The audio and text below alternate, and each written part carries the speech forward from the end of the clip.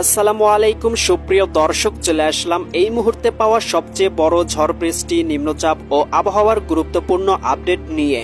আজ 21 জুন শনিবার 2025 কেমন থাকতে চলেছে বাংলাদেশের আবহাওয়া এবং বন্যা পরিস্থিতি।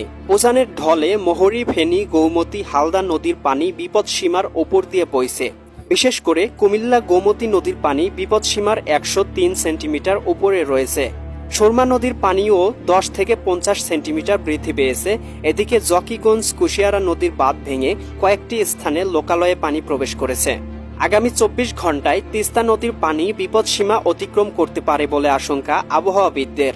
এদিকে সিলেট, সুনামগঞ্জ, নেত্রকোনা, মৌলভীবাজার, শেরপুর সহ বেশ কয়েকটি জেলা বন্যায় প্লাবিত হয়েছে।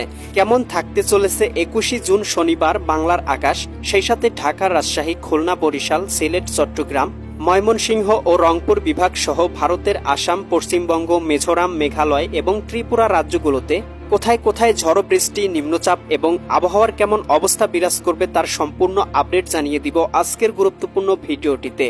তাই প্রিয় দর্শক, আপনি বাংলাদেশের কোন জেলা থেকে ভিডিওটি দেখছেন এবং আপনার জেলায় এই মুহূর্তে আবহাওয়ার কেমন অবস্থা রয়েছে কমেন্ট করে আমাদেরকে জানিয়ে দিন। এবং প্রতিদিনের নিত্য নতুন আবহাওয়ার খবর এবং পূর্বাভাস পেতে এই ভিডিওটিতে লাইক দিয়ে চ্যানেলটি সাবস্ক্রাইব করে বেল আইকন অন করে রাখুন। প্রিয় দর্শক, সরাসরি চলে আসলাম উপগ্রহ মেঘমালা চিত্রে। এখানে আমরা দেখতে পাচ্ছি শনিবার 21 তারিখ সকাল 7টার দিকে রংপুর বিভাগ, ময়মনসিংহ বিভাগ, সিলেট বিভাগ, কুমিল্লা এবং এদিকে চিটাগং বিভাগের বেশ কিছু জায়গায় কিন্তু আকাশে ভারী বৃষ্টিপাত এবং হালকা বৃষ্টিপাতের সম্ভাবনা রয়েছে। বিশেষ করে আমরা দেখতে পাচ্ছি সিলেটের বালাগঞ্জ, মৌলভীবাজার, কুলাউড়া, বানিয়াচং, হবিগঞ্জ এই অঞ্চলগুলোতে কিন্তু বিক্ষিপ্ত আকারে বৃষ্টিপাতের সম্ভাবনা রয়েছে।